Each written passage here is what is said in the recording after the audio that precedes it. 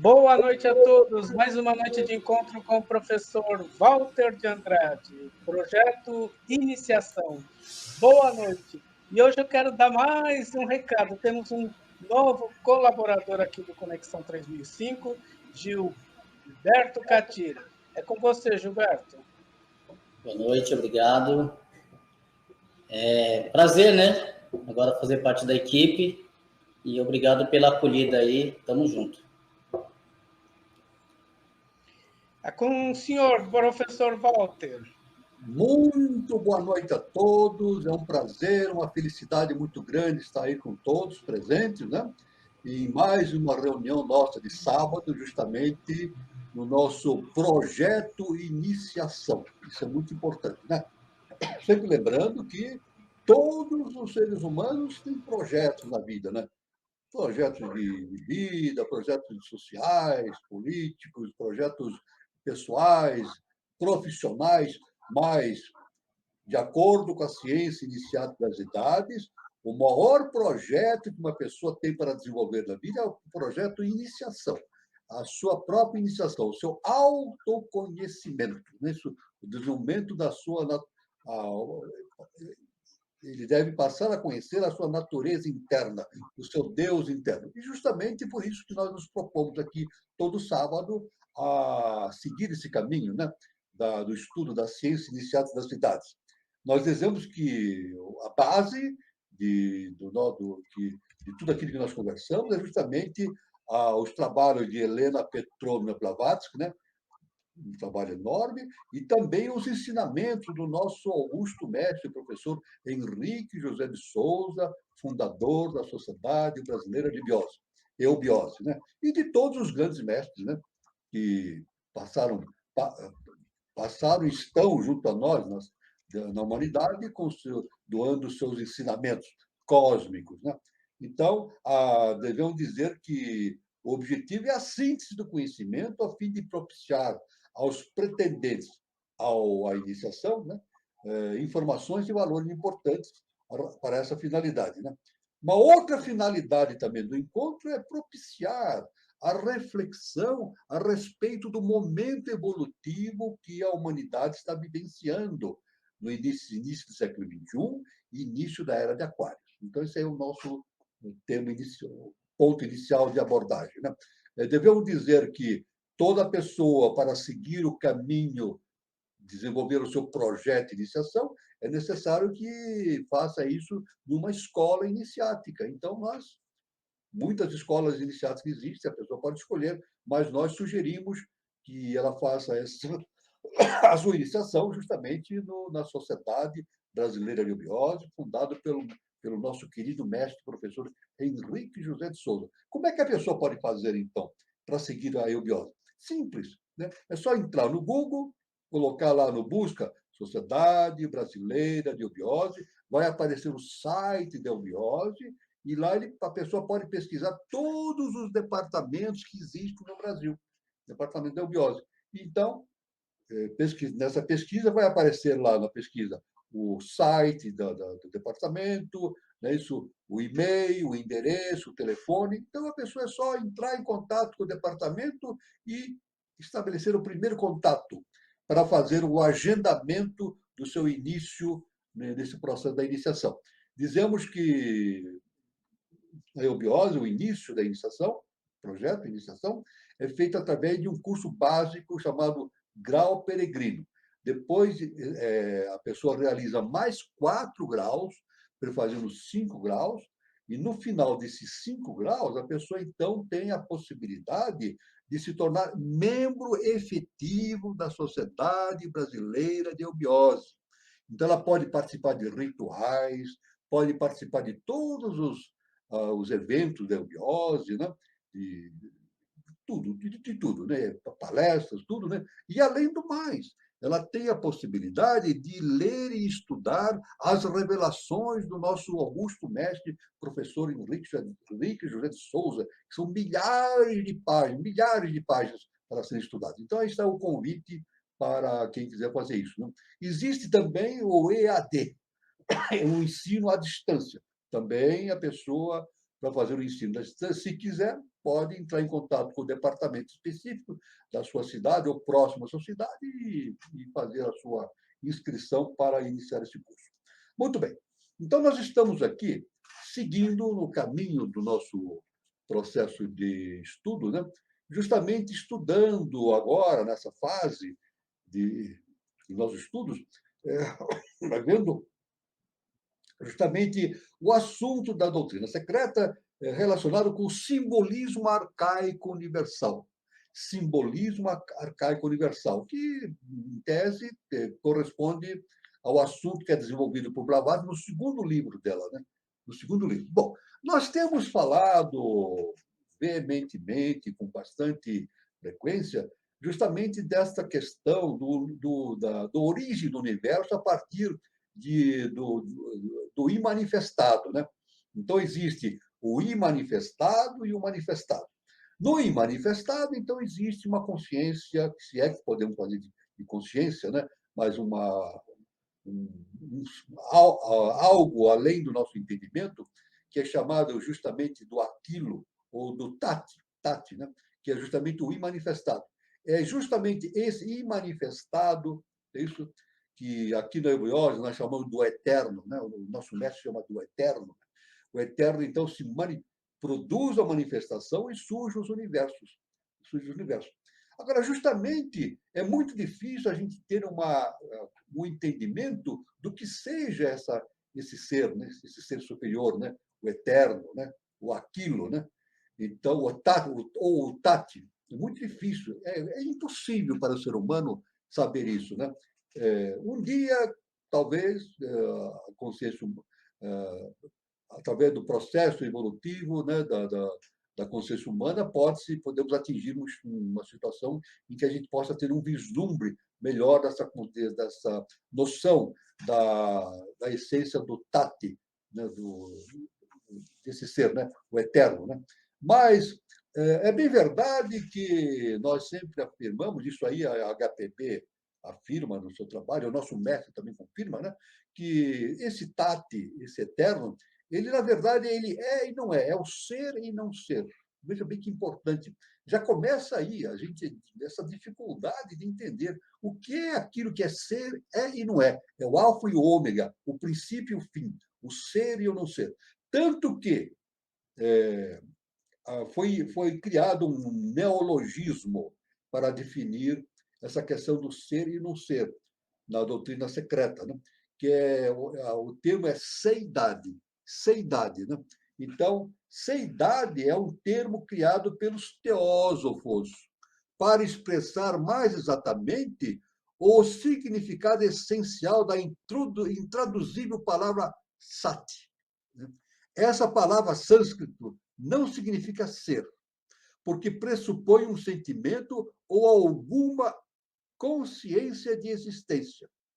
Porém, o termo sati aplica-se unicamente ao princípio absoluto, à presença universal, desconhecida e sempre incognoscível, que o panteísmo filosófico postula no cosmos, denominando-o de base radical do cosmos e o próprio cosmos.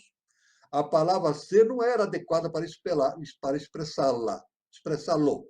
De fato, a palavra sati não é sequer a entidade incompreensível, como traduzem alguns orientalistas, uma vez que não é uma entidade, nem também uma não entidade, mas ambas de uma só vez. É o ser e não ser. É, segundo se disse, seidade absoluta, não ser, o todo único, sem segundo, indivíduo e indivisível, a raiz da natureza visível e invisível, objetiva e subjetiva, que deve ser percebida através da mais elevada intuição espiritual, que jamais deve ser plenamente compreendida. Então, isso aí é um fato inicial que nós abordamos justamente para verificar essa questão desse termo, né, falado o ser ou não ser, a seidade, que é uma característica intrínseca, né, do imanifestado, do tati, né, ou como nosso professor afirma, né, justamente do eterno, né? Então, continuando a nossa abordagem a respeito justamente desse assunto sobre o simbolismo arcaico universal, né? Isso, nós podemos verificar que, por meio de uma agregação molecular, é que surge o espírito, como uma corrente de subjetividade individual ou subconsciente. Matéria é o agregado de objetos de possível percepção. E a palavra substância se aplica aos números. O que são os números? Aquilo que está por trás do fenômeno, é a base do fenômeno, a raiz do fenômeno, é o número. Já que os fenômenos de nosso plano são a criação do ego, que percebe as modificações de sua própria subjetividade. A cooperação do sujeito e do objeto resulta no fenômeno. Olha que importante essa observação. Conclui-se que sucede o mesmo em todos os planos, resultando um agregado centenário de fenômenos que são igualmente não existentes por si mesmos. Não é isso? Ainda que sejam realidades concretas para as entidades de cuja experiência formam parte. Do ponto de vista da metafísica mais elevada, todo o universo, inclusive os deuses, é uma ilusão. Maya. Isso é básico, inclusive, no entendimento da eubiose, né? Ou seja, veja só que interessante, né? O imanifestado é a realidade. É isso? O manifestado é a ilusão. Maya. Inclusive os próprios deuses. É isso? Tudo aquilo que se manifesta, que vem abaixo do imanifestado, é Maya, é ilusão, é transitório. Então, justamente, nós estamos envolvidos nessa ilusão. Né? Nós estamos envolvidos nessa ilusão. Cada um tem o seu nível de percepção. Desde nós, seres humanos, com a nossa cerceamento da nossa consciência pela personalidade, até as mais altas consciências que existem no cosmos, cada um tem uma limitação. Cada um tem uma limitação. Tanto que, pelo ensinamento da doutrina secreta, da ciência iniciada das idades, nem o Sol central, veja só que importante, o Sol central é a maior consciência que existe no nosso universo, dizendo que o nosso universo, ao qual nós sempre nos referimos, e na ciência iniciática é referido, é o nosso sistema solar. Então, o Sol central é a maior consciência do sistema solar.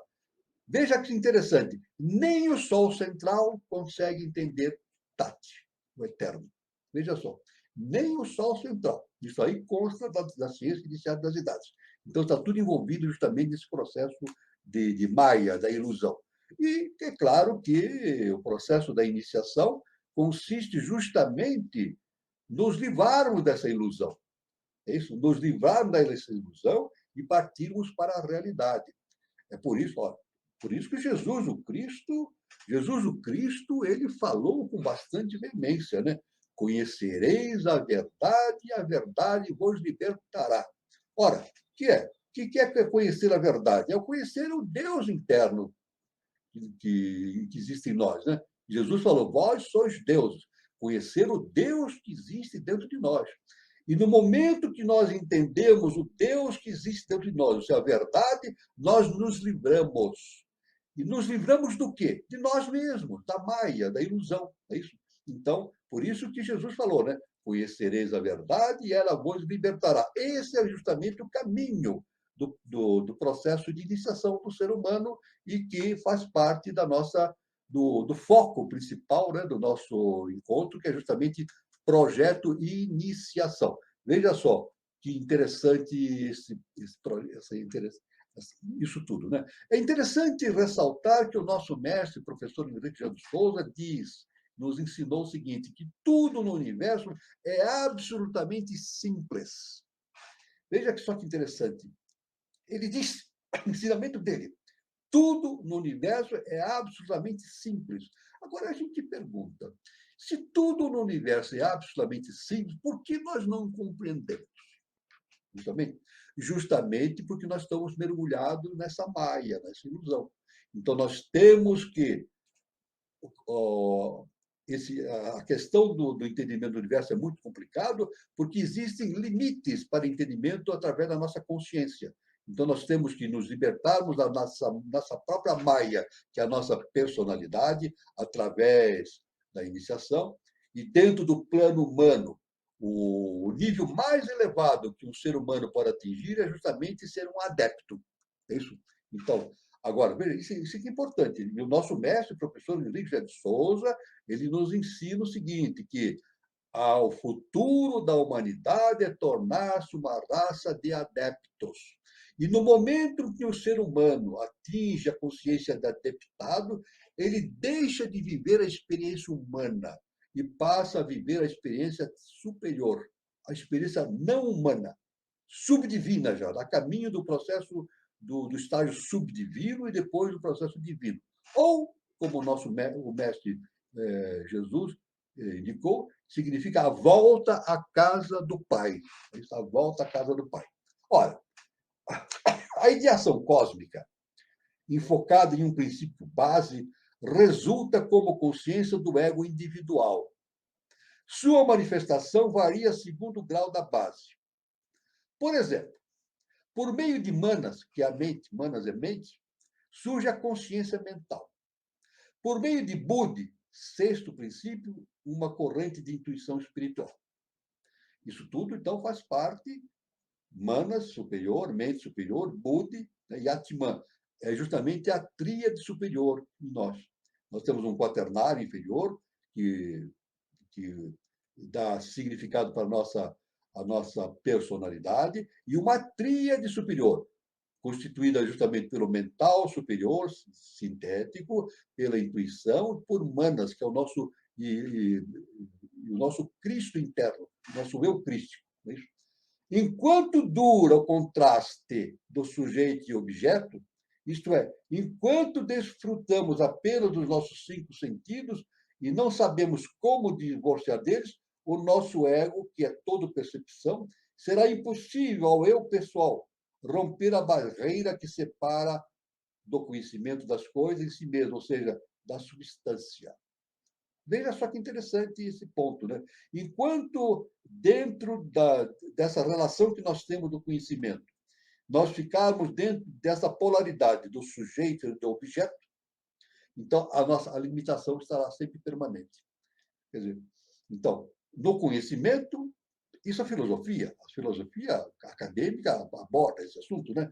Existe o sujeito e o objeto. O sujeito estuda o objeto. É isso. Agora, enquanto a nossa consciência ficar nessa polaridade de sujeito e objeto, é impossível atingir-se um estado de adeptado. Agora, quando o adeptado se estabelece na consciência humana, o que acontece? Dentro da consciência do adepto, o sujeito e o objeto se fundem, torna-se uma coisa só. Olha só. Então, nesse momento, o sujeito não estuda o objeto que está fora dele, ele estuda um objeto que está dentro dele, ou seja, estuda ele mesmo. É por isso que é o autoconhecimento. Chama-se autoconhecimento. A iniciação não é conhecer coisas que estão fora de nós. A iniciação significa conhecer a nossa própria intimidade, o nosso Deus interno. Isso fundindo o sujeito com o objeto. Então, isso aí acontece no momento em que a consciência humana passa por estágio de adeptado. Aí, então, o adepto, atingindo essa consciência suprema, né, além da consciência humana, ele entra justamente num quinto plano, né, e consegue pesquisar o akasha. É isso? Então, deixa de existir o tempo, o espaço, tudo se nulifica, né? O objeto e o sujeito e o objeto. Então, mas ele passa a observar o fato dentro de si mesmo, através de uma percepção akáshica. Esse é o futuro da humanidade, irreversível. Uns chegarão mais cedo, outros chegarão mais tarde, mas todos chegarão. Todos chegarão. Isso aí é um processo determinado pela lei cósmica justa e perfeita. Né? Ora, aquele ego progredindo num arco de subjetividade ascendente tem que esgotar as experiências de todos os planos. Porém, até que a unidade mergulhe no todo, neste ou em qualquer outro plano, ou que tanto o sujeito como o objeto se desvaneçam na negação absoluta do estado nirvânico, não se chega a alcançar aquele pináculo da onisciência, ou seja, o conhecimento pleno de tudo, o conhecimento das coisas em si mesmas, aproximar-se da solução do enigma mais importante, o inexpressível mistério do Parabrahman. Parabrahman. O que é o Parabrahman? Justamente é o Sol central. É isso? Então, nós temos nós temos vários planos, né, de consciência no nosso universo, no sistema solar, né? O terceiro logos, o segundo logos, né? O primeiro logos, que é Brahma, acima de Brahma existe Brahma, depois acima de Brahma existe o Parabrahman, que é justamente o Sol central. Então, esse é o nosso caminho. O nosso caminho é justamente retornarmos à casa do Pai, justamente a projeção monádica que em nós existe deve voltar à casa do Pai para o entendimento superior das coisas sublimes. Né? Porém, a substância primordial é o todo da natureza manifestada e nada para os nossos sentidos. Tocamo-lo e não o sentimos. Olhamo-lo e não o vemos. Respiramo-lo e não o percebemos, pois está em cada molécula da matéria, em qualquer de seus estados. É a base ou veículo de todos os fenômenos possíveis, quer sejam físicos, mentais ou psíquicos. Isso quer dizer o seguinte, que Deus se multiplica, mas não se divide. Veja bem, Deus é a maneira religiosa que nós temos de falar dessa divindade suprema, a maneira da religião que existe no mundo. Né? Mas falamos do eterno. Né? Então, o eterno, o imanifestado, ele provoca a manifestação, mas de tal maneira que existe a produção de uma diversidade muito grande no universo. Mas essa essência se multiplica, mas não se divide. Veja só, cada partícula do universo, por menor que seja, tem a essência divina em si. Inclusive nós. Nós, seres humanos, né?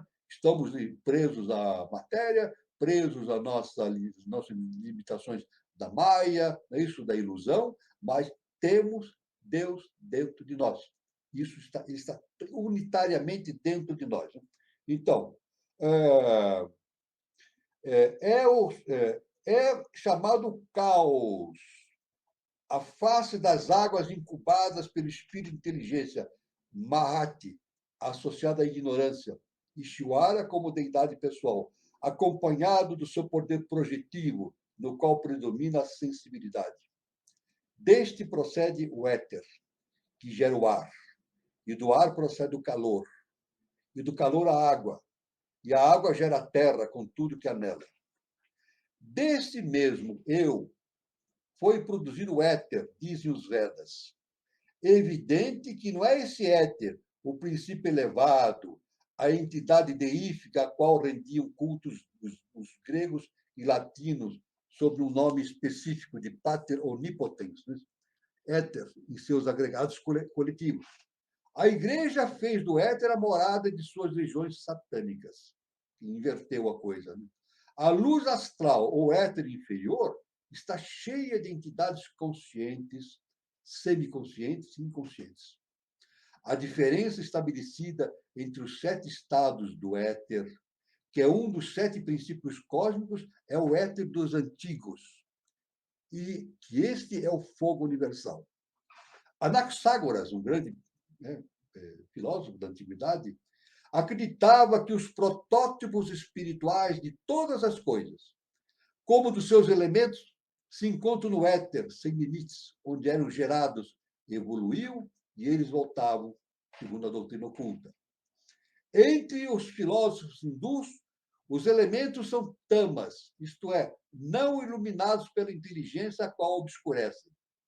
O éter, com todas as suas propriedades misteriosas e ocultas, contendo em si os germes da criação universal, é a Virgem Celestial. Veja bem, a Virgem Celestial. Justamente o segundo trono, o éter, né? Mãe de todas as formas e seres existentes. Brahma é o círculo com diâmetro vertical, ou 10 a década. Ele criou a mente, que é e não é. Da mente, o egoísmo, a consciência própria, o dono e o senhor. A mente brota da consciência universal. É dual, pois serve para os sentidos e para a ação, estando afim com Atman Budi e com os 4 princípios inferiores. Mana segue Atman Budi ao Devakan, e o Manas inferior permanece com o Kama Rupa no limbo ou Kama Loka, mansão dos cascarões. Né? Veja bem que o assunto inicial, de maneira geral, ele sob o ponto de vista intelectual, ele é muito complexo. Mas é muito importante o que nós sempre afirmamos. Né? Isso aí, intuitivamente, eu aprendi isso com o professor Henrique José de Souza, nosso querido professor Henrique José de Souza, né? De que é muito importante a gente entender como as coisas funcionam. O assunto é muito vasto, muito complicado para a nossa consciência humana. Mas o importante é entender como as coisas funcionam, entendendo esse mecanismo geral do universo, e o universo que nós falamos é o nosso sistema solar, nós podemos ir adicionando conhecimentos, né, progressivos e ampliando esse entendimento. Mas é fundamental. Esse entendimento não é um entendimento mental, intelectual ou de acúmulo de informações. Não é isso, não é acúmulo de informações. É um mergulho dentro da nossa própria consciência, do nosso Deus interno. Isso é muito importante, né? Esse entendimento. Atman, que é o nosso Cristo interno, né? O 7º princípio é a síntese dos outros 6. Depois de penetrar as partes sutis dos outros 6 pelos elementos do eu, criou todos os seres. Este universo não eterno nasce do eterno, por meio dos elementos sutis dos 7 gloriosíssimos princípios. Então, quando se afirma que Atman, o 7º princípio, é a síntese dos outros 6, nós nos referimos isso aí à nossa constituição hiperfísica. Né? Nós temos 7 corpos, né? Um denso e 6 hiperfísicos. Mas o corpo superior, justamente, é Atman, o nosso Cristo interno, que é a síntese de tudo. Então, é por isso que nós devemos, justamente, desenvolver o nosso Cristo interno, né? A nossa consciência crística interna, Atman. E isso só se consegue através, justamente, desse mergulho dentro da nossa consciência, do nosso Deus interno. Né? Tanto que, na antiguidade, lá no templo de Apolo, no frontispício do templo de Apolo, estava escrito assim: homem, conhece-te a ti mesmo e conhecerás os deuses e o universo. Então, quer conhecer o universo? Os deuses, então, conhece a ti mesmo. Isso é princípio, isso é fundamental, né? Justamente o que o Jesus falava, né? Conhecereis a verdade vos libertará. Né? Ora, então, depois de penetrar esse universo não eterno, nasce do eterno. Veja bem, o universo maiábico nasce de um universo que nós entendemos como eterno, por meio dos elementos sutis dos 7 gloriosíssimos princípios. 7 gloriosíssimos princípios, porque o fundamento evolutivo do nosso sistema solar é setenário. Isso é muito importante, né? É o 7 que vigora no processo evolutivo. É interessante que a ciência segue também esse conhecimento do 7, né? Tudo é 7, né? 7 dias da semana, 7 notas musicais, tudo é uma quantidade, né? A tabela periódica dos elementos, né? São 7 famílias, 7 famílias. Né? E quando o criador da teoria atômica imaginou o átomo, ele imaginou 7 camadas energéticas, né? 7 camadas, contendo os elétrons girando ao redor do átomo. Por que não 8, 10 ou 5? 7? Porque é inevitável 7. Agora, nós devemos dizer o seguinte, que por que sempre aparece o 7? É porque os pesquisadores, os indivíduos que se dedicam ao estudo das coisas transcendentais, eles são veículos do conhecimento superior. Não é por acaso. O nosso mestre, nosso querido mestre, professor Henrique José de Souza, nos ensinou: nada acontece por acaso, nada acontece por acaso. Então, todos esses conhecimentos que nós temos da ciência, na verdade, que vem enriquecendo o nosso conhecimento, né? Isso não provém por acaso, né? Esses gênios, os gênios, né? Pode citar Einstein, muitos gênios, né? Como Einstein e outros tantos, né?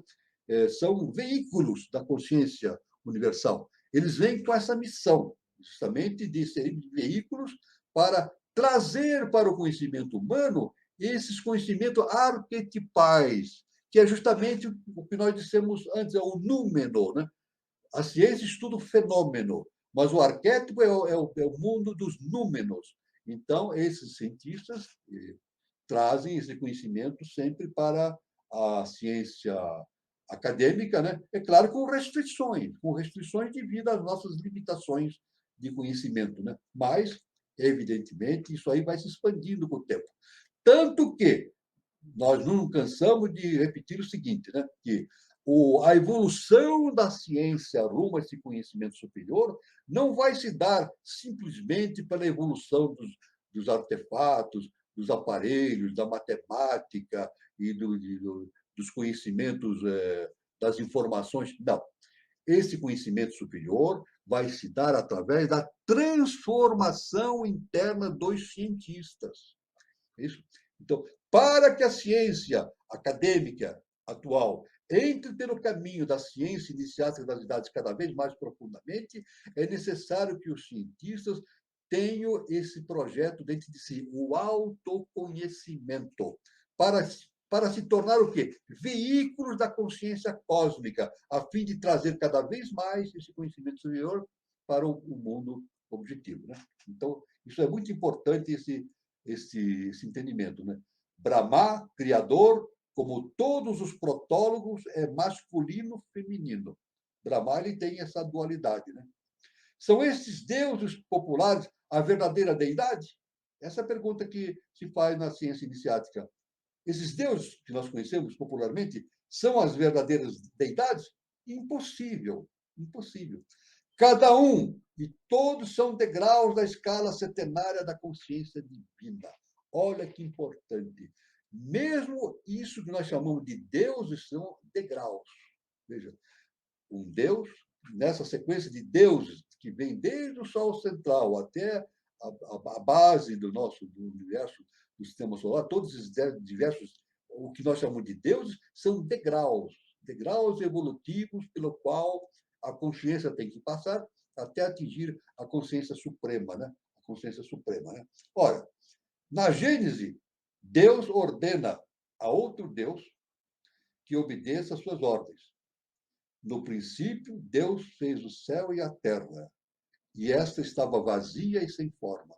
Assim está em Gênesis, né? Primeiro é o caos, com as trevas sobre a sua face. E o Espírito de Deus se movia sobre a face das águas, o grande oceano do espaço infinito. Então, e Deus disse, faça-se o firmamento.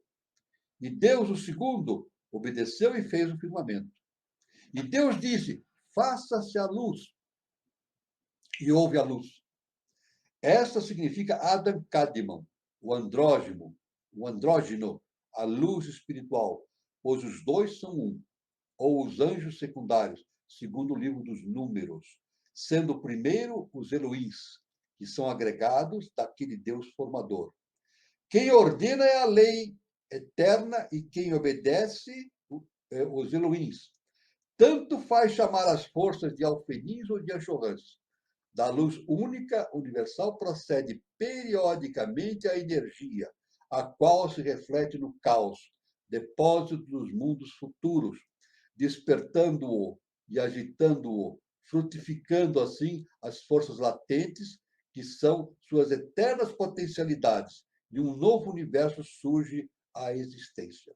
Então, nós vemos, nesse nessa abordagem da ciência iniciática, né? Justamente no plano, o imanifestado, ele vai produzindo o manifestado, os deuses vão surgindo, né? Isso, cada vão surgindo através do processo evolutivo. Nada acontece por acaso. Isso, o nosso mestre diz, nada acontece por acaso. Os deuses vão surgindo, né? Então, esse é o processo evolutivo que existe justamente num processo setenário dentro do nosso universo.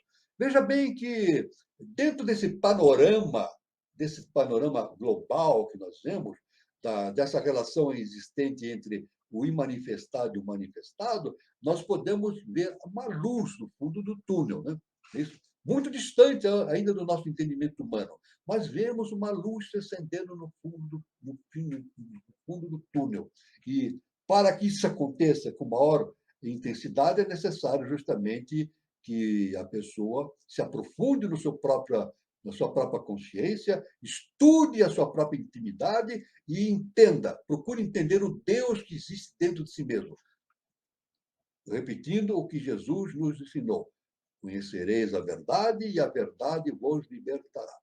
Então, aí, nesse ponto, nós demos uma panorâmica geral deste capítulo, dessa parte importante, né, que nós tínhamos que abordar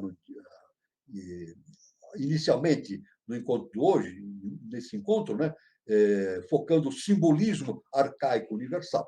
Então, eu passo a palavra ao nosso querido irmão Carlos Nascimento para que a gente possa continuar as nossas meditações. Então, professor, o assunto é muito complexo, mas enquanto o senhor vinha falando tudo isso, e o interessante foi a Helena Blavatsky trazer isso para a gente, eu fiquei observando o seguinte, professor: a humanidade está demorando muito para começar a assimilar tudo isso, porque a gente tem uma base familiar, uma base social, uma base escolar, que não difunde tudo isso. A gente não vem sendo preparado para isso. Então, isso vai, a sociedade vai ter que perceber tudo isso e ter que começar a trabalhar isso desde a primeira idade, né? Desde da infância. Bom, isso aí, veja bem, isso que você falou, Carlos, é realmente uma verdade incontestável, né?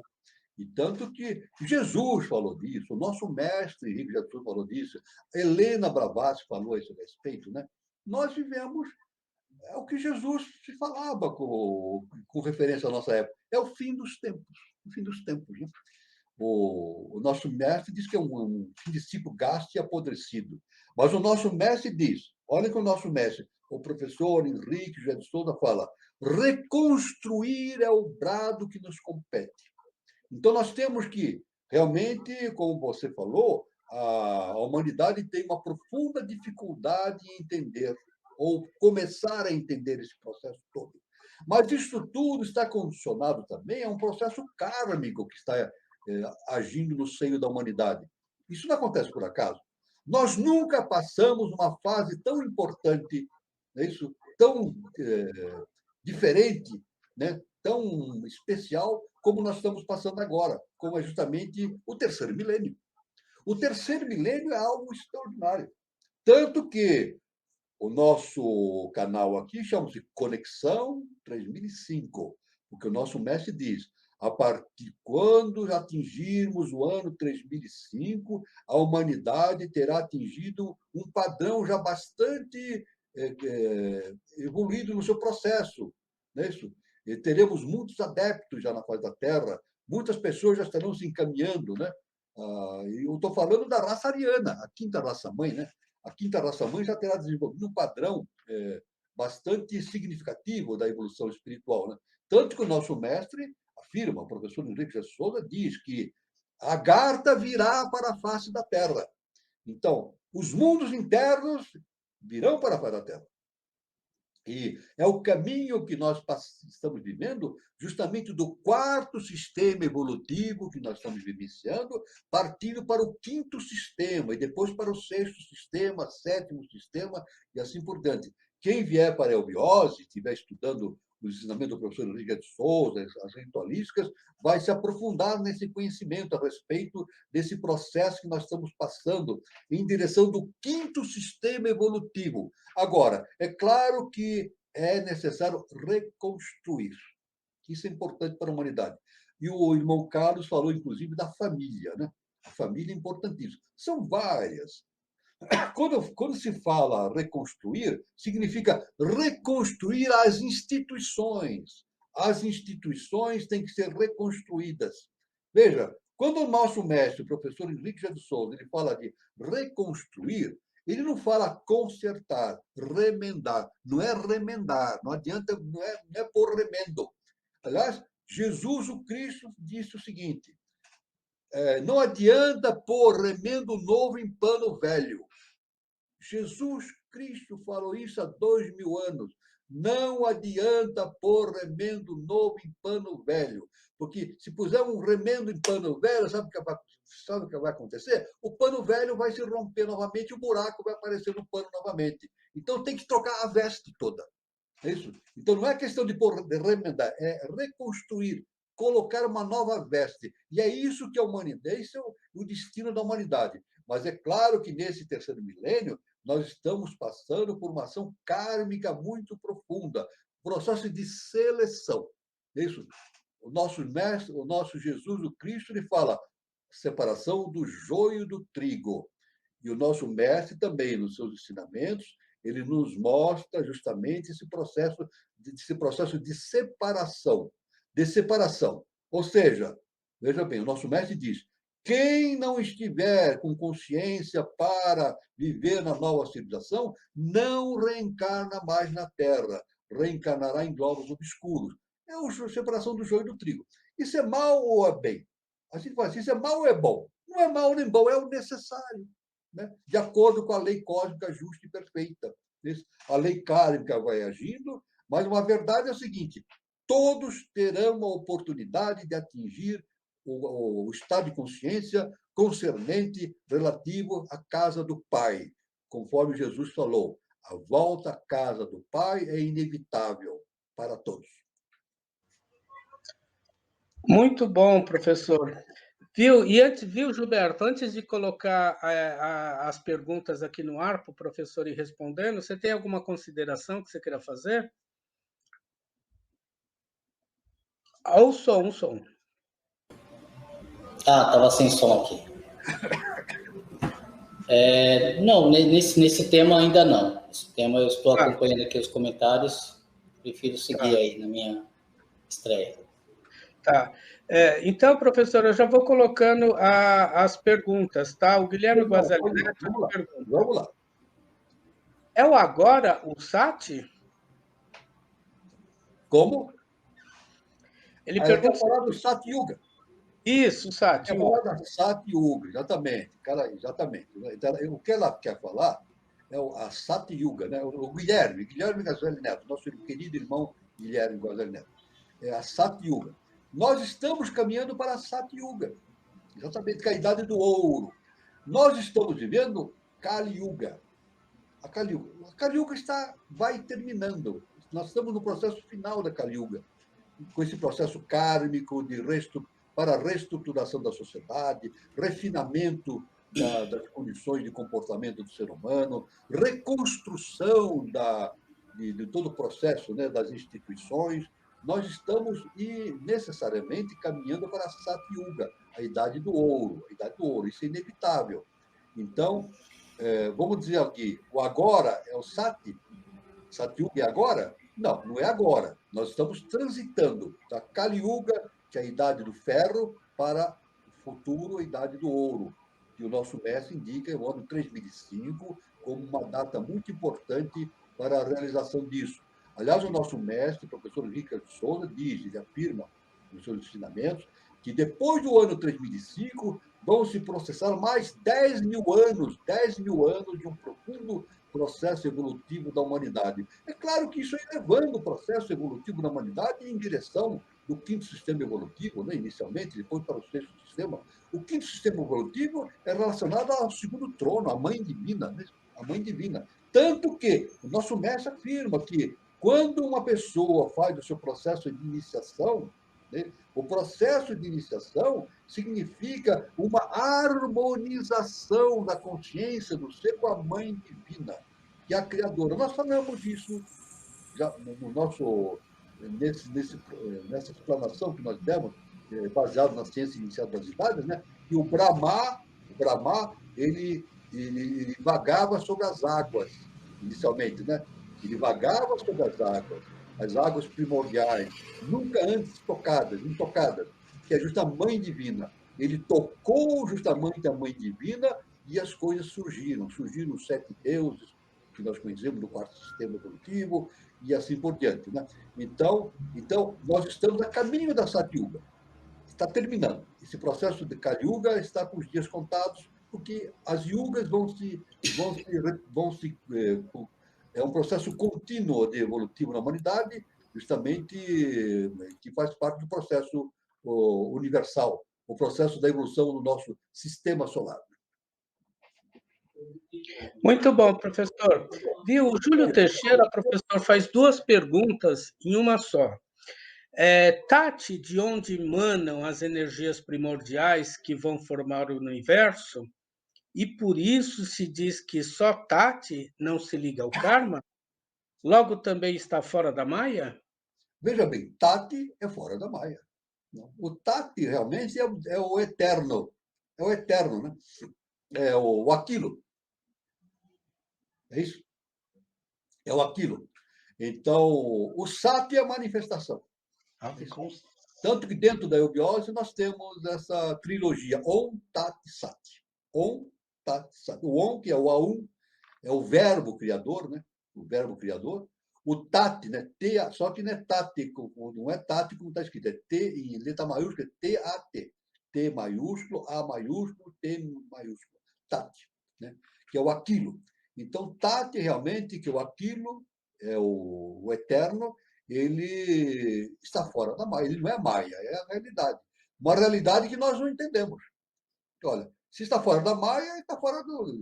Ele é a origem de tudo, a origem de tudo, né? Então, não se liga ao karma, não tem ligação com o karma. Aliás, o karma, devo dizer o seguinte, olha, vamos dizer o seguinte, não é o karma chega um determinado momento da evolução da consciência em que a consciência se livra do karma. Isso é muito importante, veja bem. Nós, seres humanos, nós estamos evoluindo. É isso? Uns mais rápido, outros mais lentos, mas todos passam por esse processo evolutivo. Né? A tendência do ser humano é tornar-se um adepto, um iluminado. Quando se torna um adepto, quando o ser se torna um iluminado, ele deixa de ser submetido à lei do karma. Então, a roda, que nem na Índia, no budismo se diz, aquela roda de samsara, né, do karma, se rompe. Então, deixa de agir a lei do karma, que é a lei de ação e reação. Mas a consciência, atingindo esse ponto do segundo trono, e daí para cima do segundo trono, do Akasha para cima, ele passa a seguir rigidamente a lei, uma outra lei, né? Do Dharma. Então, já não é mais o karma, é o Dharma. Todos têm que seguir a lei. Todos têm que seguir a lei. Só que aqueles que não atingiram a sua iluminação, ele segue a lei, mas está submetido à lei do karma, a lei de ação e reação. Quando o indivíduo atinge a sua iluminação, como Siddhartha Gautama conseguiu fazer, a sua iluminação, ele liberta-se do karma e passa a seguir a lei do Dharma. Né? Então, esse é o sentido evolutivo da humanidade. Né? É justamente qual é, então, o sentido da humanidade, da consciência humana? É libertar-se cada vez mais do karma. Né? O karma vai deixar de agir e a consciência humana, colocada no patamar de segundo trono e acima do segundo trono, vai seguir a lei do Dharma, a lei universal. Mas a lei tem que ser sempre seguida. É isso? Mas é uma diferença essencial nesses 2 pontos. Então, mas claro que o Tati está acima de tudo. Tati é o incognoscível, o inabordável. Não se sabe. Não há como conhecer o Tati. Aliás, a HPB fala que essa ligação de Tati, o Tati e o Sati, né? O Tati, que é o imanifestado, e o Sati, que é o manifestado. Essa ligação entre Tati e Sati, a HPB diz que é o maior mistério para ser entendido. Eu digo, na minha forma de entendimento, baseado na ciência iniciática das idades. O maior, é algo que deve ser entendido pela humanidade, não só pela humanidade, mas por todas as consciências do sistema solar. Veja bem, todas as consciências do sistema solar, de todos os planetas. E nós sabemos que o sistema solar é enorme, né? Tem os planetas, tem o Sol, e consciências das mais variadas possíveis, né? Permeando. Não há um milímetro onde não exista uma consciência, vida existente. Vida é consciência, né? Então é isso aí que eu posso falar para o nosso irmão Júlio, dando uma visão geral a respeito dessa relação do Tati, que é o princípio universal, o imanifestado, o eterno, com relação ao karma e Maya. Muito bom, professor. O Guilherme Guazelli pergunta: a ilusão reside no pensamento? Olha, a ilusão, ela reside na falta do conhecimento interno. Veja bem, onde está a ilusão? Agora, é uma boa pergunta do nosso irmão Guilherme Guazelli, né? Por que existe a ilusão? A ilusão existe pela falta do conhecimento interno, do autoconhecimento. Quando é que uma consciência se livra da ilusão? Através do autoconhecimento. É justamente o processo do conhecimento interno. Se liberta da ilusão. É o que Jesus falou, né? Ele disse, né? Conhecereis a verdade vos libertará. Vos libertará do quê? Da ilusão. É justamente isso que o nosso mestre Jesus, o Cristo, falou. Conhecendo a verdade, nós nos libertamos do quê? Da ilusão. E nós, como seres humanos, a ilusão é a nossa própria personalidade. A nossa própria personalidade é justamente a ilusão. Tudo bem?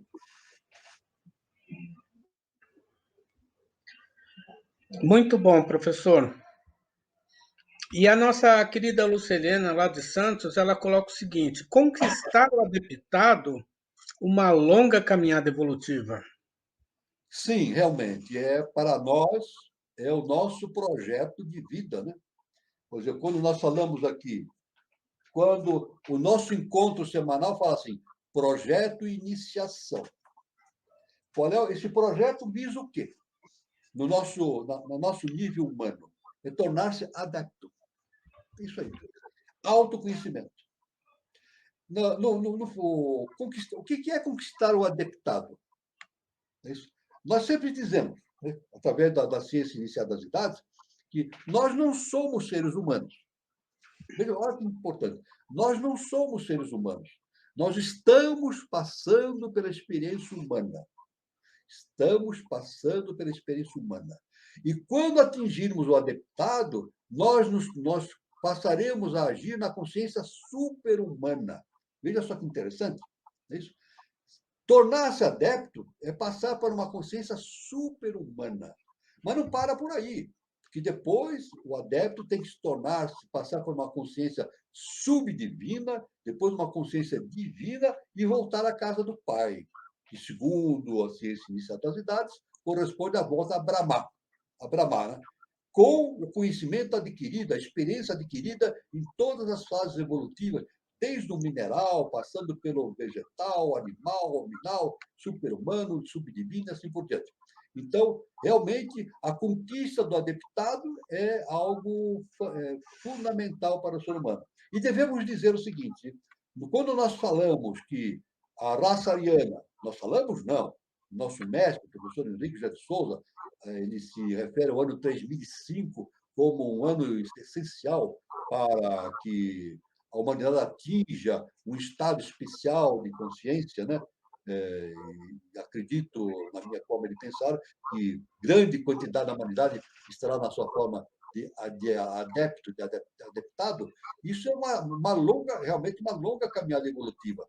Mas é um processo que vai se processando, né? E isso é inevitável acontecer nesse processo, né? A conquista do adeptado. Isso é fundamental. Muito bom, professor. Um momentinho, Carlos, olha, Eu ia falar, acabei me esquecendo. Eu ia falar uma coisa, saiu esquecendo. Eu quero dizer, quando eu falei que... veja, olha que interessante, nós estamos na raça ariana, quinta raça mãe. Siddhartha Gautama, veja bem, ele era um ariano. Ele veio da Lua, como todos nós viemos, né? Mas ele já veio como um arate. Ele já veio com a consciência humana da Lua. Nós, seres humanos, na Lua, tínhamos uma consciência animal. Vivíamos na consciência animal. Passamos para a Terra, adquirimos a consciência, passamos a viver a consciência nominal através, na Lemúria, né? Em meados da raça lemuriana, recebemos a tríade superior. Mas é importante isso, uma coisa muito importante que eu vou falar. O primeiro ser que atingiu a iluminação da raça ariana foi Siddhartha Gautama. Olha que importante. O primeiro ser que atingiu o estado de ateptado, de iluminação, na raça ariana foi Siddhartha Gautama. Então, por isso que é fácil a gente entender. Né? Veja bem, focando nossa observação sobre Siddhartha Gautama, você quer se iluminar? Você quer tornar-se um adepto? Então, estude Siddhartha Gautama e faça o que ele fez. Faça o que ele fez. Siga Siddhartha Gautama. Um dos mestres, né? Existem muitos mestres. Ele é um dos mestres. Mas, especificamente, o que eu quero dizer, ele é o primeiro ser da raça ariana que atingiu a iluminação. Então, é um padrão que deve ser seguido pela humanidade. Muito bom, professor. O professor, a nossa querida Alice Pinto, lá de Vitória, ela coloca o seguinte: a personalidade, persona, foi constituída para circularmos nas sombras maiávicas? A personalidade, veja bem. Olha, nós devemos falar o seguinte, olha. Vamos falar assim, a personalidade é algo ruim? Não é ruim, faz parte da evolução. Ela é limitante. O nosso mestre, o professor Henrique de Souza, um dos últimos ensinamentos na face da Terra, e que é fundamental para o entendimento superior, ele nos ensinou o seguinte, que é fundamental entender a questão da polaridade. Da polaridade. Então, ele fala assim, quem entende a polaridade, entende tudo. Então, nós podemos falar mal, podemos classificar a personalidade, a persona, como algo ruim. Mas não é ruim nem bom, é o necessário, faz parte da nossa Constituição. Aliás, veja bem, no processo da iniciação, nós entendemos que a questão não é destruir a personalidade, veja bem, não é destruir a personalidade, é transformar a personalidade. É isso? Isso dentro da eubiose, dentro do conhecimento iniciático, chama-se transformar nidanas em skandhas. Nidanas são coisas do passado, comportamentos do passado. Skandhas são comportamentos do futuro, de um ser do futuro. Então, a questão é transformar aquilo que é do nidanas em skandhas. Então, o processo todo é isso aí, é transformação. É transformação. Isso. Então, olha, novamente nós voltamos ao nosso grande químico Lavoisier, né? Século XVIII, né? Um dos gênios da humanidade. Né? Ele descobriu uma lei química. A ciência diz que é uma lei química. A lei que ele descobriu foi o seguinte: nada se cria, nada se perde, tudo se transforma. Essa é a questão. Então, a questão da personalidade, ela faz parte da nossa constituição humana. Isso. Mas é necessário. Através da personalidade, agora, na personalidade, nós temos que fazer a transformação. Isso. Não é eliminar nidanas, né? Transformar nidanas em skandhas. Transformar comportamentos não iniciáticos em comportamentos iniciáticos. Isso é muito bom, isso é muito importante. Agora, é claro que, veja bem, eu vou dar um exemplo muito importante que qualquer criança sabe. Desde criancinha a gente sabe disso. Né? A gente pega uma folha de papel, enrola assim. Enrola, ela vai formar um rolinho. Né? E se eu tentar fazer com que essa folha de papel fique novamente lisa, plana, eu não consigo. Se eu passar, eu posso passar a mão quanto eu quiser que eu não consigo. Desde criança a gente sabe disso. Se eu tenho uma folha de papel em forma enrolada, como é que eu faço para tornar essa folha de papel plana novamente? Eu enrolo no sentido contrário. Desde criancinha que nós sabemos disso. A gente pega aquele rolinho de papel, enrola no sentido contrário, então o papel vai ficar plano novamente. É assim que a gente faz, desamassa o papel, que tem a forma do rolinho. Isso é uma coisa tão simples, mas é fundamental no princípio da transformação interna. Então, eu tenho a personalidade. Só que a minha personalidade.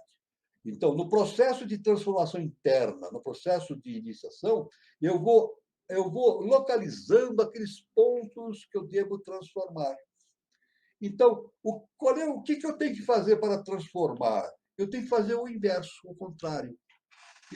Isso é um processo. Na eubiose, isso aí, quem vier fazer o curso na eubiose vai receber todos os ensinamentos, todos os métodos, yoga, tudo para fazer isso com perfeição. É isso? Então, transformação interna. Ora, então, um exemplo, na folha de papel. Eu posso, através da minha iniciação, eu posso, num determinado momento, dizer assim, puxa vida, eu fui egoísta. Eu posso, né? Isso aí é o ser humano. Momentaneamente, nós podemos agir com egoísmo, visando os nossos próprios interesses pessoais. Mas se eu perceber isso, puxa, eu fui egoísta, então eu tenho que fazer o contrário. Eu tenho que agir de forma altruísta. Em vez de egoísta, eu tenho que começar a praticar o altruísmo. Então, no início, não é fácil. No início não é fácil, né? Toda vez que eu sentir um sentimento egoísta, eu tenho que transformar aquilo em altruísmo. Mas, à medida que eu for trabalhando a minha consciência interna, isso vai se tornando um hábito. Veja bem, olha o que eu estou falando. Isso aí faz parte da ciência inicial das idades, do processo de transformação interna, do budismo também. Isso. Toda vez que eu transformo algo negativo em algo positivo, é isso? Como o egoísmo e o altruísmo, no princípio é difícil, mas depois vão fazendo, repetindo essa atitude vai se tornando um hábito, de tal maneira que vai chegar um momento que automaticamente eu vou agir de forma altruística. O que significa isso? Eu fiz a transformação. Eu não eliminei o egoísmo, eu transformei o egoísmo em altruísmo. Veja que importante. Eu não eliminei o egoísmo, eu transformei o egoísmo em altruísmo. E tudo sempre tem que ser transformado em assim. O ódio tem que ser transformado em amor. O ódio precisa ser transformado em amor. Porque Jesus falou, é o amor e o perdão. É isso? Se eu não tenho a capacidade de perdoar, eu tenho que trabalhar no sentido de perdoar o próximo, perdoar o meu semelhante. Jesus ensinou isso. Amar o próximo. Ele ensinou isso. Todos os grandes mestres ensinam. O nosso mestre afirma que fora do amor e do perdão não há condições de evolução. Fora do amor e do perdão não há condições de evolução. Então, é um processo de transformação interna. É um processo de reconstrução. Reconstrução. Voltamos novamente ao que o nosso mestre falou. Reconstruir é o brado que nos compete. Reconstruir as instituições, a sociedade e reconstruir a nós mesmos também. De tal maneira que o nosso comportamento se torne compatível com a lei cósmica justa e perfeita. Então, esse é um processo de iniciação muito importante para ser entendido.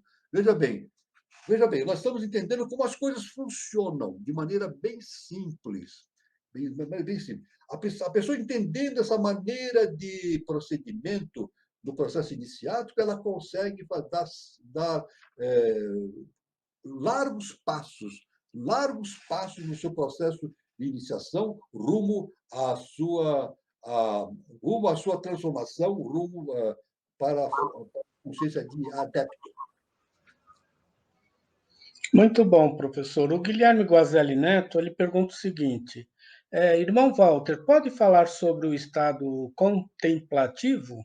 O estado completo, exatamente. A contemplação, justamente, é o estado do Cristo interno. Do Cristo interno, a contemplação. É isso. Então, nós temos a tríade superior em nós. Né? Nós temos o mental superior, que é o mental sintético, né? Superior. Aí temos Buddhi, que é a intuição, e temos Atman, que é a contemplação. Isso. Aliás, Buddhi também podemos chamar como meditação. Então, mente superior, a meditação, é isso que é Buddhi, e tem o estado do Cristo interno, que é a contemplação. O estado de contemplação é justamente aquilo que nós falamos. Deixa de existir o sujeito e o objeto. Se fundem. Sujeito e objeto se fundem. É isso? Então, eu passo a contemplar as coisas como elas são dentro dela mesma. É isso? Um exemplo muito típico que nos remete aos ensinamentos do nosso mestre, do nosso Jesus o Cristo. Né? Ele fala assim, ele nos ensinou assim, ama teu próximo como a ti mesmo. Veja, ama teu próximo como a ti mesmo. Por quê? Qual é o sentido iniciático disso? Porque o próximo, na verdade, sou eu mesmo também. Na verdade, veja bem, nós falamos, a divindade, o eterno, se multiplica, mas não se divide.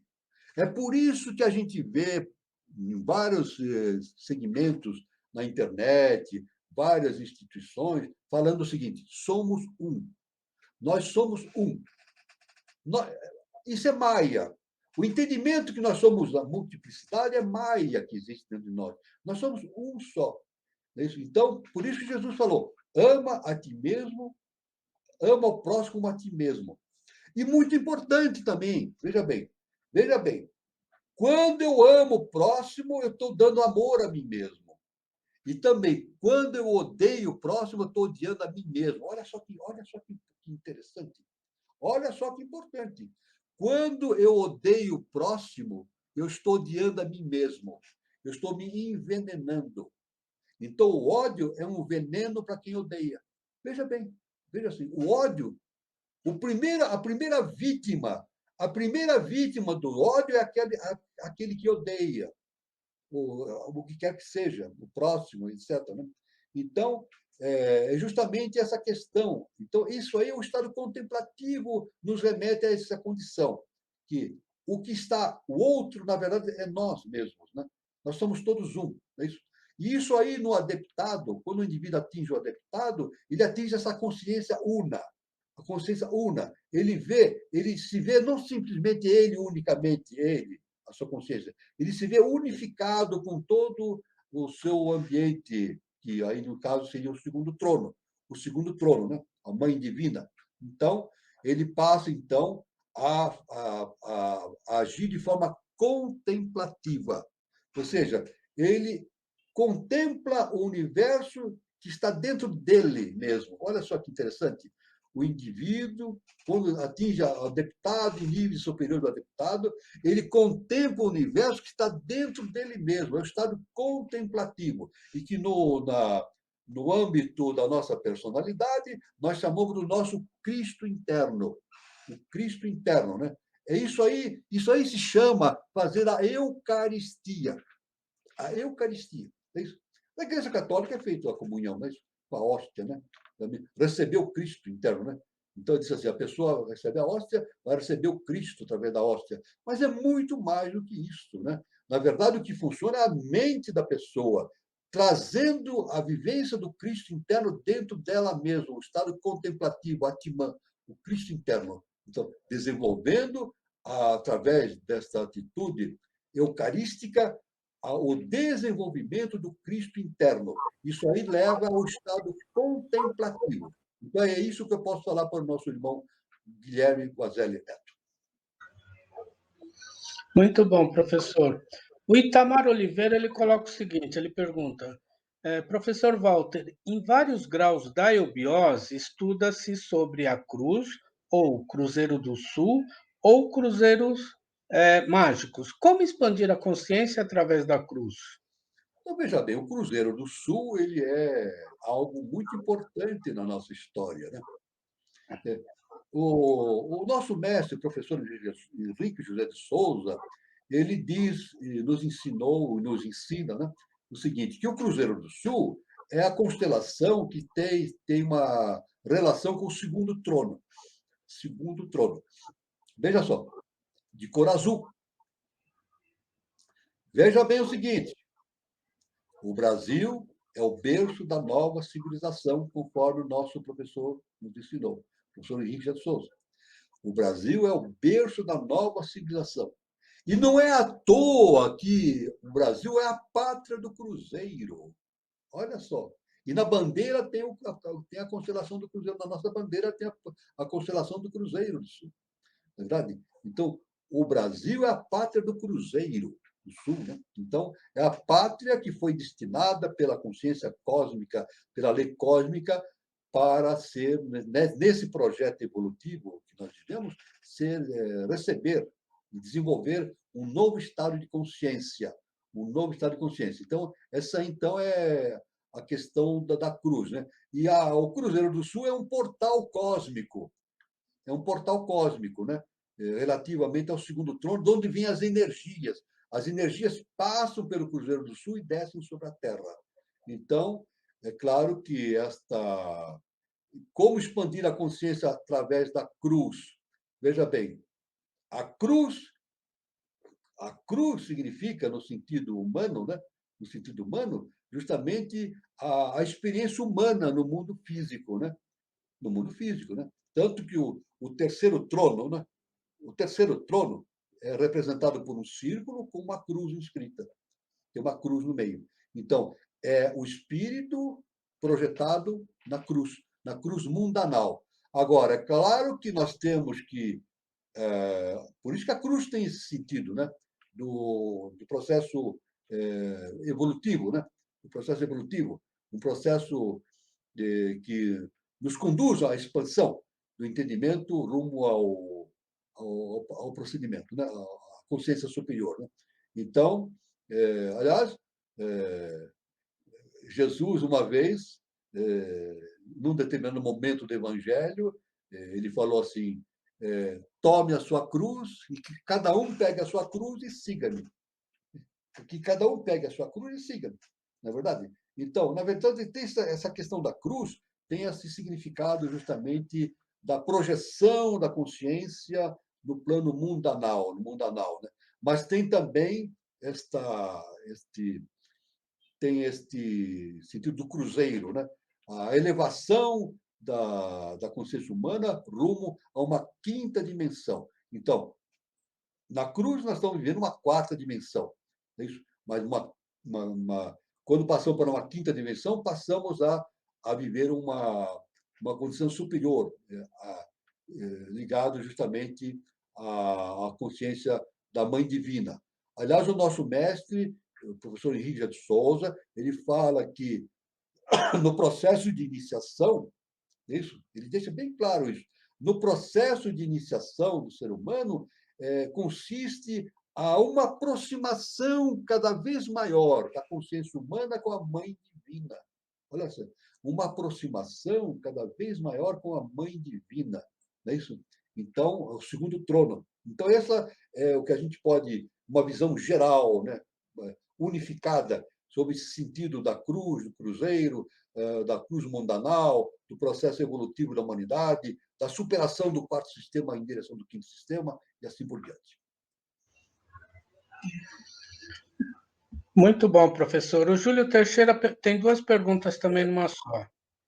Logo desde a menor partícula ao Atman, sou eu? Todavia, será verdade só quando o discípulo desperta e se torna adepto ou yogi e diz, eu sou? Bom, na verdade, veja bem, quando eu falo, aí a gente tem que considerar o lado maiávico e o iniciático. Né? Se eu estiver preso à minha personalidade, eu vou dizer, eu sou. Então isso aí... Mas, na verdade, o eu sou, na verdade, o que nós temos que entender é a nossa divindade. Né? E a personalidade é apenas uma instrumentação, né? Um veículo para o desenvolvimento da consciência superior, é um veículo maiávico temporário, né? Mas o importante é quando o indivíduo se torna adepto, ele vê que ele é Deus, ele vai entender que a divindade está dentro dele. A divindade está dentro dele, né? Aliás, um grande pensador, né? Me lembre agora o nome do pensador aí, Carlos. Ele disse assim: penso, logo existo. René Descartes? René Descartes, exatamente. René Descartes, um grande filósofo, né? Ele falou o seguinte: penso, logo existo.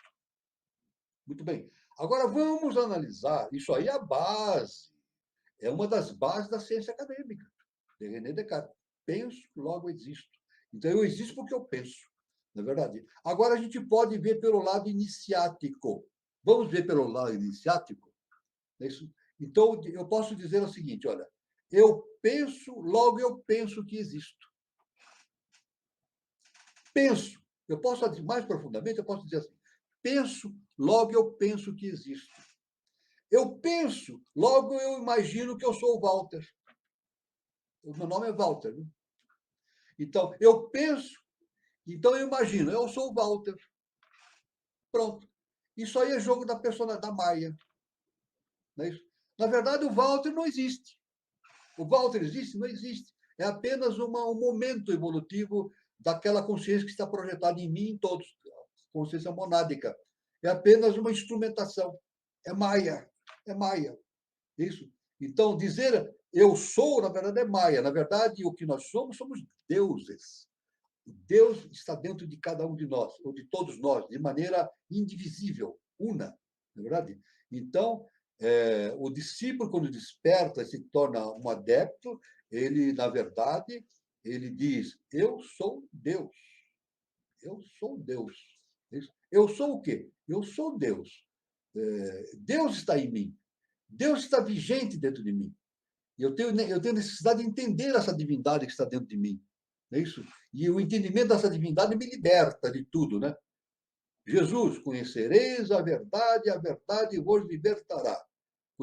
Conhecer a verdade é conhecer o Deus que existe dentro de nós. E conhecendo o Deus que existe dentro de nós, nós nos libertamos do quê? Nos libertamos de nós mesmos. Nos libertamos da nossa personalidade, de nós mesmos. E nos tornamos, assim, íntegros, integrados com essa consciência divina. Isso é muito importante. Não é fácil entender isso. Isso não é fácil de entender. É isso? Na nossa se a gente agir dentro do contexto da nossa personalidade, isso é muito difícil. Mas o mecanismo está aí. Como as coisas funcionam. Nós temos que fazer esse processo do discípulo, né, tornar-se adepto de tal maneira que nós passamos para o estado contemplativo. E nesse estado contemplativo, como nós dissemos na pergunta anterior do nosso irmão Caselli, né, o estado contemplativo indica que a nossa divindade está plenamente integrada com o universo em si. Então, nós vemos o universo dentro de nós mesmos. Vemos o universo dentro de nós mesmos. Então, isso é uma coisa extraordinária. É muito difícil de se entender isso, né? Mas o caminho da iniciação mostra. Pelo caminho da iniciação, são dados todos os elementos, todos os procedimentos, né? Das yogas, da meditação, dos estudos, etc., para que o indivíduo se liberte do jugo da sua personalidade e passe a viver a divindade que existe dentro dele mesmo. Não é verdade? Então, ele passa a ser o Deus que existe dentro dele mesmo. Né? E esse Deus que existe dentro dele mesmo representa o amor e o perdão. O amor cósmico. Né? O amor e o perdão. Seguindo justamente os ensinamentos dos grandes mestres, como o nosso mestre Jesus o Cristo, Helena Blavatsky e o professor Henrique José de Souza. Muito bom. O Itamar Oliveira pergunta, professor: pode ser comparar ao símbolo de Alamirá? Nós podemos dizer que Alamirá, veja, dentro da eubiose, o segundo trono, a mãe universal, né? A mãe divina, é denominada Alamirá. Então, nós podemos dizer que o éter justamente, na verdade, é o quinto tátiva em nós, o quinto tátiva, né? Nós temos agindo, tátivas são padrões vibracionais, né? Então, nós temos 5 tátivas, do qual o tátiva maior é o éter, justamente ligado ao akasha, né?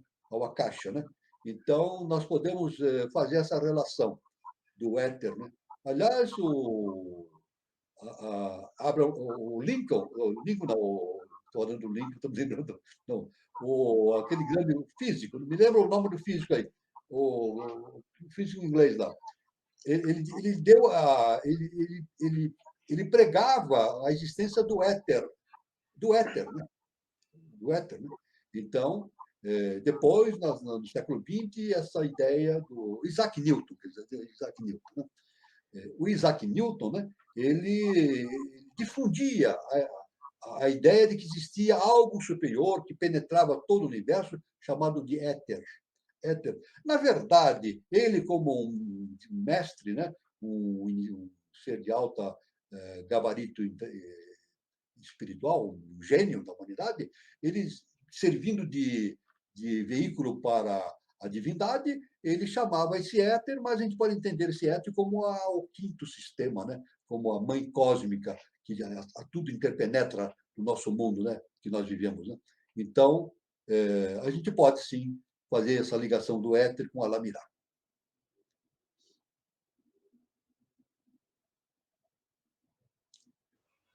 Muito bom, professor. O Itamar também pergunta: Elohim são deuses criadores?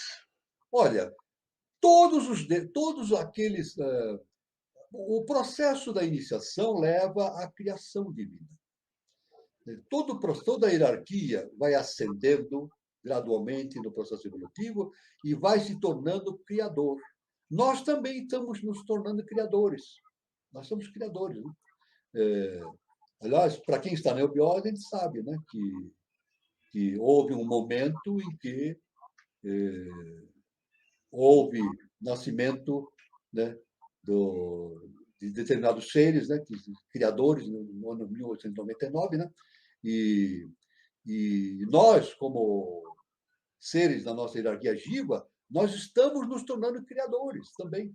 Nós seremos criadores também no futuro, né? Então, os Elohims e todos os deuses, de todos os planos, são deuses criadores. Ou seja, eles criam universos, criam sistemas evolutivos. Eles não criam através da sua própria imaginação, ou da sua própria mente, da sua própria consciência. Eles são veículos da lei cósmica justa e perfeita, e tornam-se agentes, então, co-construtores. Eles tornam-se veículos para a construção universal. Esse é o nosso destino. O nosso destino da hierarquia jiva é nos tornarmos também cada vez mais seres criadores e participarmos cada vez mais da criação de universo, de sistemas solares, sistemas evolutivos e assim por diante. Então, essa é a resposta que eu posso dar para o nosso irmão Itamar. Professor, eu achei interessante o comentário da Lucelena, né? Sobre o adepto. Ele não mais se vê como gota, percebe-se como o próprio oceano. Exatamente. Eu vou contar uma historinha que eu já contei, eu vou contar novamente, de um filósofo. Uma história que um filósofo deixou. Um filósofo contou. Quer dizer, ele criou essa maia, uma forma de uma parábola, né? Ele disse que ia andando por uma praia e viu um garotinho na areia. E ele estava um buraquinho na areia. E o garotinho estava colocando a água dentro daquele buraquinho. Com a mão, ele pegava a água e jogava dentro do buraquinho. E estava repetidamente colocava água no buraquinho. Então, o filósofo perguntou para o garotinho: por que você está fazendo isso? Por que você está colocando a água dentro desse buraquinho? Então, o menino disse assim: porque eu quero colocar o oceano todo dentro desse buraquinho. Veja bem. Então, na verdade, veja bem, olha só que interessante, né? Eu já vi muitas correntes imaginando o seguinte, de maneira equivocada, né? que a consciência humana é uma gota que vai depois se difundir no universo. Não, não é isso. É o contrário. A consciência humana é uma gota, mas o universo deve vir para dentro dessa gota. Então, veja bem, o universo, a consciência universal deve vir para dentro dessa gota. Ou seja, conhecereis a verdade. Conhecer a verdade é conhecer o Deus que existe entre nós. Então, no processo da iniciação, no processo evolutivo universal, é justamente fazer com que nós vejamos o universo dentro de nós. Olha só, é o que nós falamos para o Guazelli, o estado contemplativo, né? Nós contemplamos o universo dentro de nós. Isso é o processo da iniciação infinita, né? Não estou falando apenas no estado adeptado, não. Das hierarquias superiores, cada vez mais, né? E eles vão se vendo as coisas dentro deles mesmos. É como nossa irmã Lúcia Helena, a nossa Lúcia Helena falou, ele não se vê mais como gota, mas se percebe como o próprio oceano. É isso? Então, ele não se vê mais como a personalidade, mas ele se vê como o Deus, né? Ele se vê o Deus dentro dele. Isso é muito importante. Parabéns, Lucilena. Excelente exemplo desse processo de iniciático. Muito, muito fantástico. Muito bom, né, professor? A contribuição do pessoal é muito legal. Hoje o encontro foi extraordinário. O Carlos é enriquecedor, né? Enriquecedor. Bom, vem de Henrique. Bom, pessoal, chegou a hora dos recadinhos, né? Enriquecedor, né, professor? Bom, queria falar para vocês sobre o Espaço Chá, que é um centro de terapia holística que fica lá em São Lourenço, né? Espaço Shakti da Nova Era, tá? Então, quem estiver passando pela cidade de São Lourenço, sul de Minas, dê uma passadinha na Praça Helena Jefferson de Souza, número 38, anexo 1, e faça uma visita a esse espaço, né? Que é um centro de terapias holística, que fica lá em São Lourenço. E eu queria ainda dar continuidade da campanha anual da Fundação Henrique José de Souza, a campanha anual do agasalho. Então, quem puder fazer a sua contribuição na Fundação Henrique José de Souza, também em São Lourenço, Minas Gerais, na Avenida Henrique José de Souza 438, ou também nos departamentos da eubiose, tá? E para saber qual departamento fica mais perto da sua casa, aí está o endereço www.eubiose.org.br. Quem também quiser fazer sua doação através do Pix, pelo CNPJ 24826-406, ao contrário 96, pode ser feita também. Lembrando também que esse ano celebramos 200 anos, né, da independência nacional, né, do bicentenário da independência do Brasil, 7 de setembro. Então, vai ser uma data muito comemorada, tá? E vamos falar muito sobre essa data daqui por diante. E como de costume do canal Conexão 3005, a nossa roda de conversa de terça-feira terá como tema A Bela e a Fera.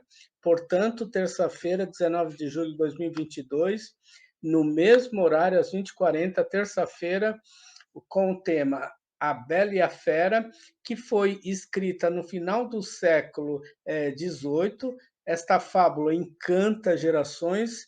Quais lições estão contidas nela? Como você se identifica nesse enredo? Então, será ministrada pelo Marco Gaurito, lá de São Lourenço, Minas Gerais, e os mediadores serão Daniela Troncoso e Eduardo Nunes. Portanto, a roda de conversa está aberta a todos, terça-feira, às 20h40, aqui no Conexão 3005. E, professor, por causa do horário, né, a gente vai ter que estar encerrando, mas depois o senhor dá uma olhada se sobrou alguma pergunta interessante no próximo programa, né? A gente costuma encerrar com 1h30, tá? Já estamos em 1h30, e eu queria parabenizar o meu querido Gilberto Catira, mais um colaborador aqui com a gente, né? no Conexão 3005. Eu queria também agradecer a todos pela participação, pela presença. Um bom final de sábado, um bom final de semana e até o próximo encontro. Boa noite. Muito obrigado a todos, luz, paz e amor para todos, e até a próxima, até terça-feira, depois até sábado, e fiquem todos com Deus. Catira, é com você. Eu que agradeço a acolhida, muito obrigado a todos pelo convite, né? Fazer parte da equipe agora, recebi com muita responsabilidade e fico muito grato e estaremos juntos aí nos próximos. Grande abraço. Parabéns, mais um colaborador para o Conexão 3005. Tchau, tchau, tchau, tchau.